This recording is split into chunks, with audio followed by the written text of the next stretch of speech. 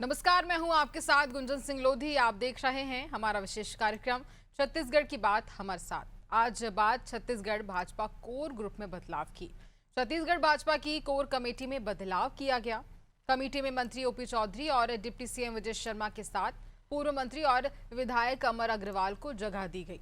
वहीं core committee की बैठक में विधानसभा अध्यक्ष डॉक्टर रमन सिंह, सांसद ब्रजमोहन अग्रवाल, रामविचार नेताम, विक्रम उसेंडी, रेणुका सिंह, गौरीशंकर अग्रवाल, पूर्व मंत्री पुन्नूलाल मोहले के शामिल नहीं होने पर ये अटकलें लगाई जा रही हैं कि इन लोगों को कोर कमेटी से हटा दिया गया, जिस पर तंज कसते हुए पीसीसी चीफ दीपक बैज ने आरोप लगाया है भाजपा वरिष्ठ नेता ब्रजमोहन अग्रवाल के साथ सौतेला व्यवहार कर रही है।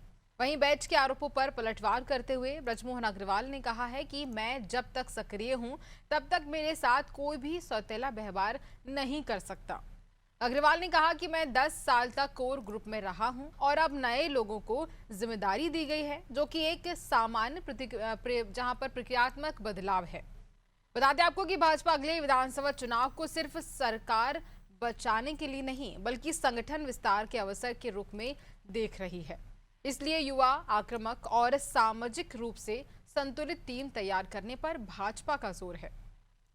इस टीम पर जहां इस टीम की राष्ट्रीय स्तर पर कोई भी भूमिका दिखाई देगी और जिस नेताओं को कोर कमेटी से बाहर किया गया है उनका क्या भविष्य है, आज इन्हीं सवालों का जवाब तलाशने की कोशिश करेंगे। उससे पहले सुनते हैं कुछ प्रतिक्रियाएं।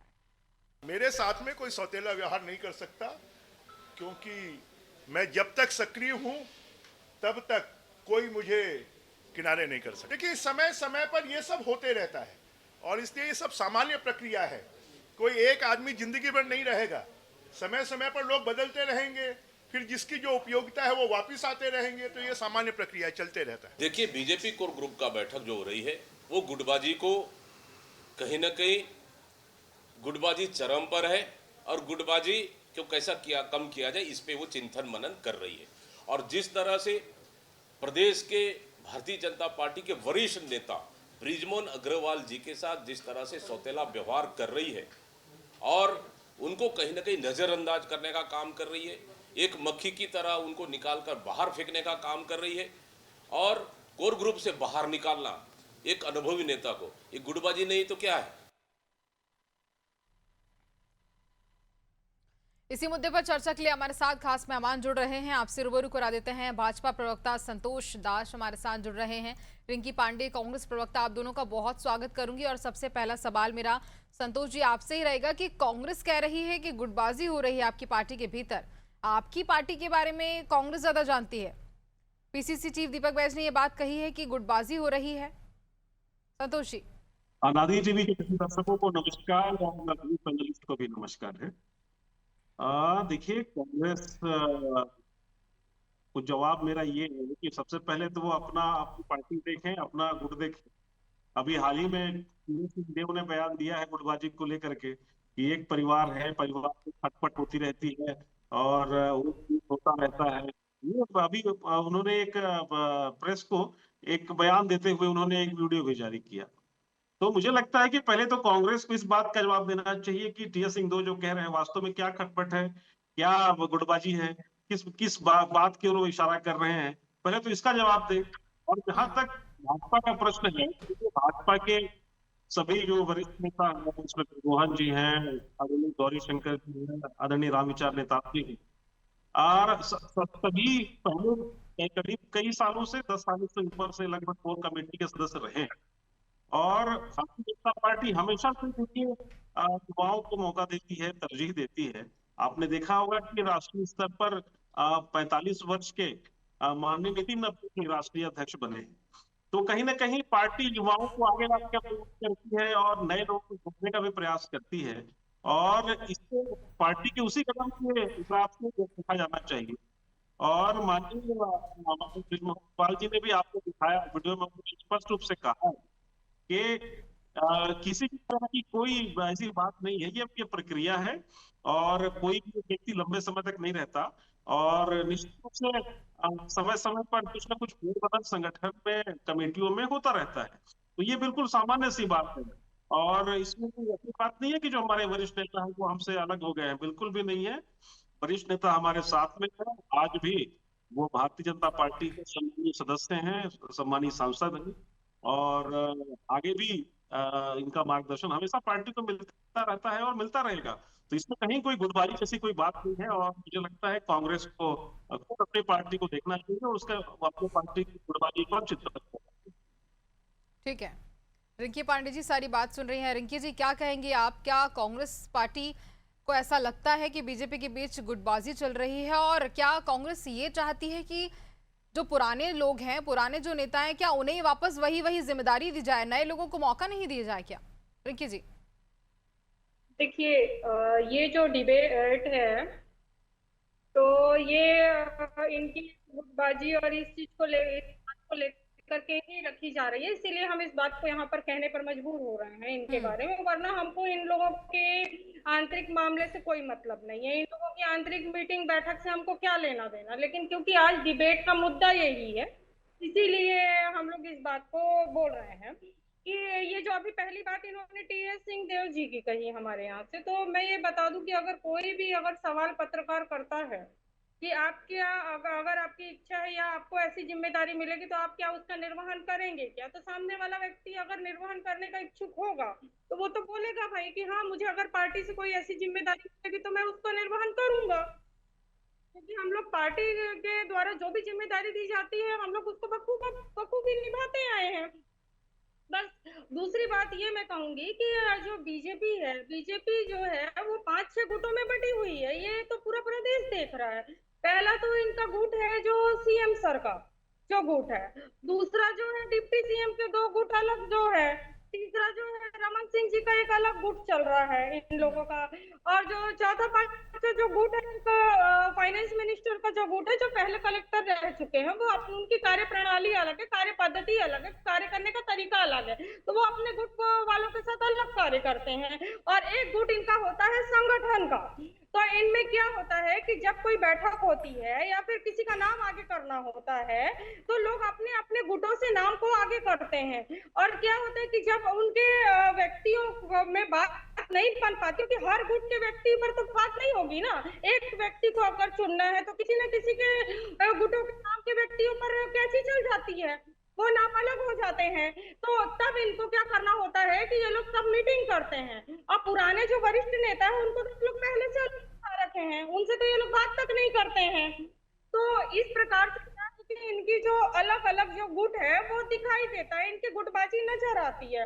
अभी तो कुछ समय पहले सूत्रों के हवाले से ये भी सुनने में आया था कि इन लोग मंत्रियों को भी शायद हटाने वाले हैं, कुछ मंत्रियों को, ऐसा भी सुनने में खबर अभी फैली है।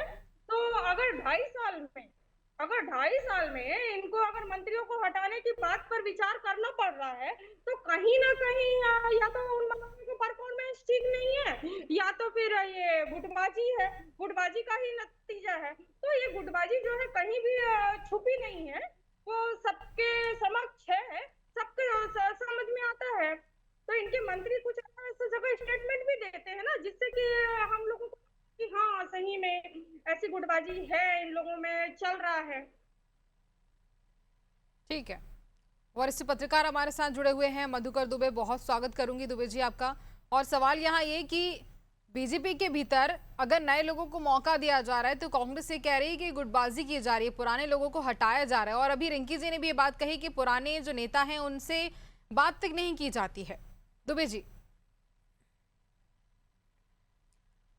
आप क्या डिवाइस अनम्यूट कीजिए, आवाज नहीं आ रही है। हाँ, देखिए मेरा जो मानना है, और हम लोग भी जानते हैं कि भाजपा की यह नीति रही है कि नए लोगों को मौका देना, ये चाहे किसी भी स्तर पर देखा जा सकता है। और जो कांग्रेस का आरोप है कि फला उनके नेता को बाहर कर दिया गया, ये कर दिया गया, भाई उससे क्या मतलब। पहले तो अपने गिरेबान पे कांग्रेस को ये झांकने की जरूरत है कि पहले आप देखिए कि आपके पार्टी के अंदर कितना गुटबाजी के रंग दिखे हैं, चाहे वो विधानसभा का इलेक्शन रहा हो, चाहे वो लोकसभा का इलेक्शन रहा हो, कुछ भी रहा हो। ये तो पार्टी की इंटरनल मीटिंग, भाई 2028 के चुनाव में, विधानसभा चुनाव में कैसे भाजपा को आना है, नए लोगों को आगे बढ़ाना है, उसकी ये रणनीति का ये हिस्सा है। ये कहीं भाजपा में कहीं भी गुटबाजी नहीं है। अगर ऐसा विपक्षी बोल रहे हैं, ये सरासर गलत है। पहले उनको अपने गिरेबान में झांकने की जरूरत है। ठीक है संतोष झा जी, देखिए अब पार्टी को लेकर बात यहाँ की जा रही है, तो अगर नए लोगों को मौका दिया जा रहा है तो ये मौका देने का तात्पर्य क्या है, इससे हम क्या समझ सकते हैं? देखिए, जैसा मैंने कहा है कि हमारे राष्ट्रीय अध्यक्ष नितिन नवीन जी बने हैं, जो 45 साल के हैं, युवा अध्यक्ष हैं। और पूरी टीम जो है अब नई बन रही है। अब नई टीम को लेकर हम आगे आना चाहते हैं। भारतीय जनता पार्टी की सोच है शुरू से कि युवाओं को अवसर दिया जाए, युवाओं को मौका दिया जाए।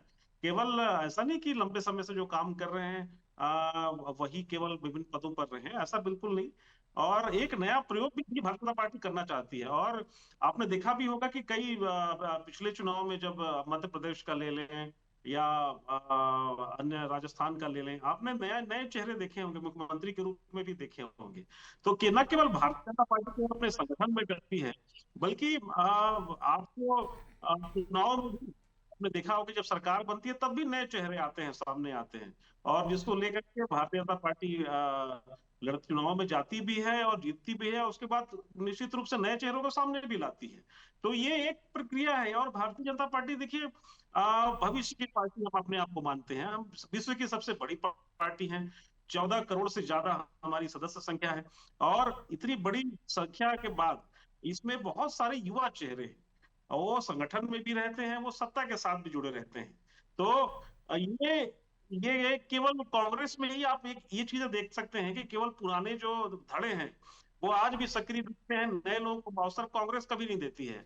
अभी आपने देखा होगा पिछली बार जब इनकी सरकार थी, 2.5 साल के फार्मूले को लेकर के भूपेश बघेल और टीएस सिंहदेव में किस तरीके से जंग छिड़ी हुई थी। कार्यकर्ता किस तरीके से परेशान थे, सड़क पर इनकी लड़ाई दिखती थी, इनके पार्टी कार्यालय में इनकी लड़ाई दिखती थी। और यही नहीं, आपका सुशासन त्योहार में सब समझ में आया है कि किस प्रकार से आपके नेताओं ने स्टेटमेंट जारी किया है। ये कहते हुए पाए जाते थे कि भाई देखिए, सरकार मेरी है, मैं उप मुख्यमंत्री हूँ, लेकिन मेरा तो चल ही नहीं रहा है। तो देखिए, ये सब गुटबाजी, ये सारी चीजें तो कांग्रेस दिखती है, कांग्रेस के ऊपर दिखती है, लागू होती है। और धरातल पर नजर आता है कांग्रेस की कई धड़ों में बटा हुआ है। भूपेश बघेल की कांग्रेस अलग है, टीएस सिंहदेव की कांग्रेस अलग है, और अन्य जो इनके बड़े नेता हैं उनका कांग्रेस अलग है, चरणदास महंत जी का कांग्रेस अलग है। तो बहुत सारे गुट तो इनके पास है। ये भारतीय जनता पार्टी तो ये एकजुट है। ये भारतीय जनता पार्टी में कहीं कोई भेद नहीं है। जो प्रदेश अध्यक्ष है, उनके नेतृत्व में पूरा संगठन खड़ा है। माननीय मुख्यमंत्री विष्णुदेव साय जी हैं, उनके नेतृत्व में पूरा संगठन, पूरी सरकार खड़ी है। कहीं कोई भेद नहीं है। और ये केवल और केवल भ्रम फैलाने का काम कांग्रेस के लोग करते हैं, कांग्रेस पार्टी करती है। मुझे लगता है कांग्रेस को चिंतन करने का समय है। आप लोगों के लिए भ्रम फैलाने का किसी को शौक नहीं है। आप लोग खुद अपना भ्रम स्वयं फैलाते हैं। दिखाई देता है प्रदेश में दिखाई देता है। सुशासन त्योहार जैसे में आपके दास बघेल जी और शकुंतला पोर्ते जी ने जिस प्रकार से सरकार की आलोचना की ना, उससे पूरा प्रदेश में दिखाई दे रहा है कि आंतरिक द्वंद युद्ध किस प्रकार से आपके पार्टी के अंदर में चल रहा है। ठीक है ना। जैसा कि ब्रजमोहन अग्रवाल जी ने भी अभी कुछ समय पहले, मुझे याद है कि मंच से स्टेटमेंट दिया था कि राजधानी में अभी स्वास्थ्य की सुविधाएं नहीं मिल पा रही है लोगों को। और फिर जम्बूरी वाला मामला तो सबके सामने आया ही। तो क्या बात करते हैं, आपके खुद के नेता मंत्री लोग इस प्रकार की बातें करते हैं कि हाँ, प्रदेश की जनता को सड़क पर उतर करके कहना पड़ता है कि अरे इन लोगों की पार्टी में द्वंद युद्ध चल रहा है, यहाँ एकता नहीं है, इसमें गुटबाजी चल रही है। तब हमारे लोगों को भी बोलना पड़ता है कि हाँ, आपके पार्टी में इस प्रकार की बातें चली। आपके खुद के नेता मंच से बोलते हैं। तो सुशासन त्योहार में आप ही के नेता ने आकर के कहा ना। और जो आप संगठन की बात कर रहे हैं ना कि संगठन में नए लोगों को मौका देना चाहिए, तो मैं आपको याद दिला दूं, ये जो आपके संगठन में अभी जो ये नया जो चुनाव हुआ है कहाँ, बंगाल में, तो यहाँ पे जो थे शुभेंदु अधिकारी, उन पर रिश्वत लेते पकड़े गए थे, टीएमसी के थे। आपके पार्टी में आए और आपके पार्टी ने उन्हें मौका दे दिया। आप लोगों की तो गिनती ही नहीं है। दूसरी बात मैं कहूँ कि ये अंबिकापुर के थे खुशवंत जी और एक क्या नाम है, एक और अग्रवाल जी थे, अग्रवाल जी, उनको भी मौका इन्होंने दिया। वो कांग्रेस से आए थे। मुख्यमंत्री हिमंता विश्वकर्मा को मुख्यमंत्री बना दी। तो आप लोगों की तो गिनती नहीं है। दूसरे पार्टी से आए हुए लोगों को आप लोग उठा करके मौका दे रहे हैं। तो नए लोगों को मौका देने की बात है। आपके अपने कार्यकर्ता के हकों में आपके पास कार्यकर्ता है, उनको मौका दीजिए, या वरिष्ठ लोग हैं उनको मौका दीजिए। आप लोग तो उनको तो बायकॉट कर दिए। कहीं ना कहीं देखिए, कहीं ना कहीं इनके जो वरिष्ठ नेता हैं उनकी जो है उनकी मंशा को मतलब निगलेक्ट किया जा रहा है। कहीं ना कहीं उनके मन में टीस है जिससे कि गुटबाजी पूरी तरह प्रतीत होती कि उनको पार्टी के जो संगठन का जो भी बैठक होती है उनसे निगलेक्ट किया जाता है। ठीक है किसी ना किसी रिंकी जी, का लौटूंगी आपके आपके पास वापस लौटूंगी। दुबे जी कुछ कहना चाह रहे हैं? दुबे जी जी।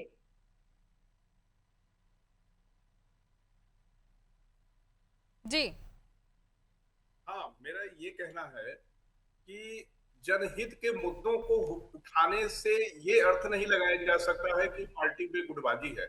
आप विधानसभा सत्र में भी देखी होंगी, हम सारे लोगों ने देखा है कि किस तरीके से भाजपा के एक एक विधायकों ने अपने अपने क्षेत्र की समस्या को उठाते हुए सरकार को घेरने का काम किया है।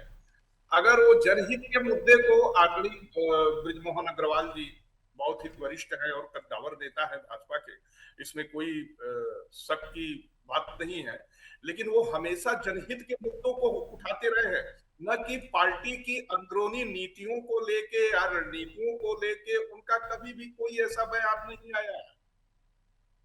और ये आत्म मंथन का ये विषय है। हर पार्टी अपनी एक तैयारी करती है और जनहित के मुद्दों को उठाने का आशय ये नहीं लगाया जा सकता है कि पार्टी में गुटबाजी है या आप विधायक हो गए तो आप उस जनता के जिस क्षेत्र के आप जनप्रतिनिधि हैं, आपकी जवाबदेही है, आपको जवाब यानी देना है।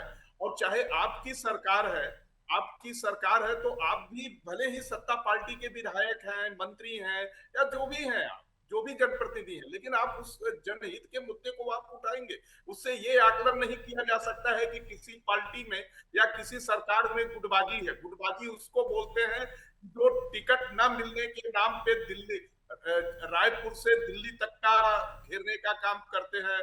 सवाल उठाने भर की बात नहीं है, जवाब भी देना बनता है। जवाब भी देना बनता है। अगर आप सत्ता पक्ष में हैं, दिया जा रहा है, जवाब दिया जा रहा है। मैं तो ये कहता हूँ, सुनिए, मैं ये कहता हूँ, सुनिए मेरी बात सुनिए। अगर आप हैं तो अगर आप सवाल उठा रहे हैं का ये नैतिक तो धर्म जवाब भी होता देना है। बनता है। जो जनहित के मुद्दे हैं, अगर विपक्ष आपसे सवाल करता है, पार्टी अगर विपक्ष आपसे सवाल करता है तो आपका जवाब दूसरा व्यक्ति क्यों देता है?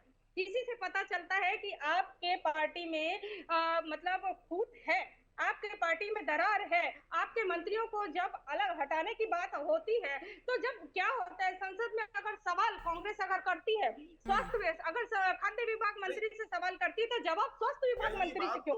पहली बात तो ये जान लीजिए कि जवाब सरकार तो मिलना चाहिए ना कि जिनसे सरकार सवाल किया और जाता है। संगठन, लेकिन कहीं ना कहीं फूट है, इसीलिए जवाब किसी और से मिलता है। से अलग अलग दो क्षेत्र होते हैं, पहले उसको आप समझिए, तब उसके बाद आप उनकी पार्टी की अंदरूनी नीतियों को आप बताइए।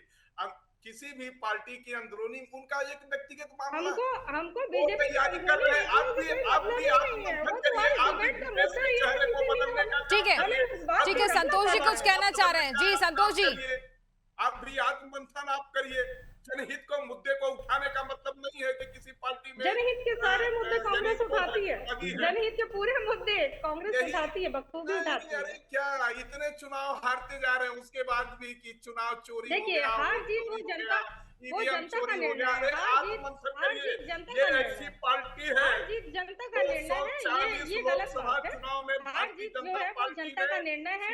आज अगर हार है तो लेकिन मोदी जी ने ये ठीक है दुबे जी, आपके अनुसार बिल्कुल ठीक है। रिंकी जी ठीक है, सही आपके फैसले अनुसार ठीक है। संतोष जी कुछ कहना चाह रहे हैं? ठीक है, हो गया, वापस लौटूंगे आपके पास। करते हैं संतोष जी, आपको अपनी पार्टी की नीतियों का आत्ममंथन करना चाहिए। हम क्यों चुनाव हार रहे हैं?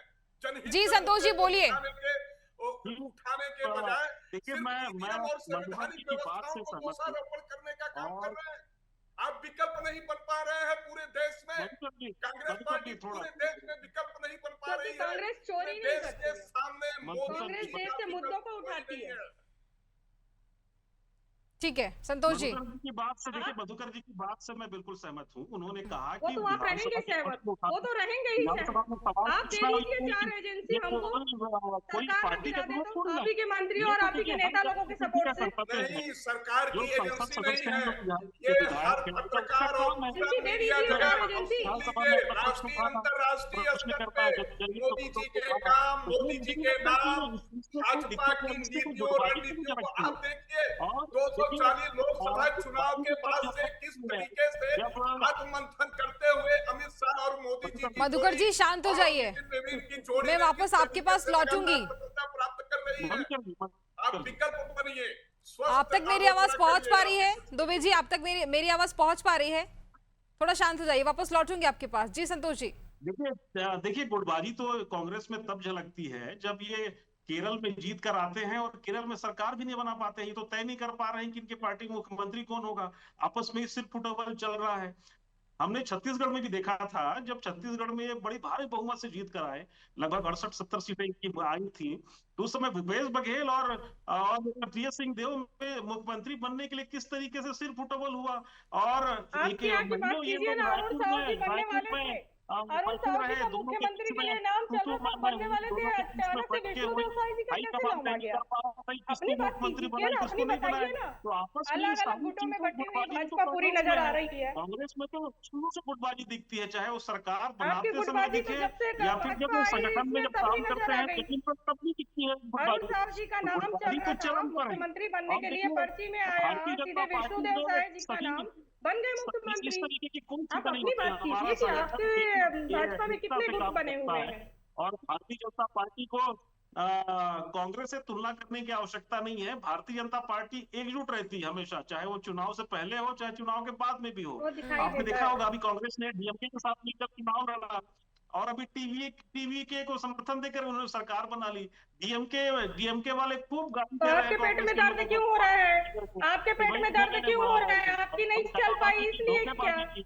तो आपकी कांग्रेस नहीं में चली और इसलिए चलिए क्या? ठीक है। इंडी गठबंधन में गुटबाजी तो इनके अंदर है। इंडी गठबंधन में भी गुटबाजी है और इनके संगठन में बिल्कुल, कांग्रेस के देखिए है ही है। गुटबाजी तो है ही, और अगर गुटबाजी सरकार की बात की जाए कांग्रेस जो है। सत्ता में बैठी पार्टी है उसका, बिल्कुल संतोष जी ठीक है, सत्ता में बैठी पार्टी का काम है अपना काम करना, जनता के हित में किस तरह से क्या कुछ अच्छे काम किए जाते हैं, किसको सही जिम्मेदारी दी जानी चाहिए, उसका काम है, और विपक्ष का काम है सवाल उठाना।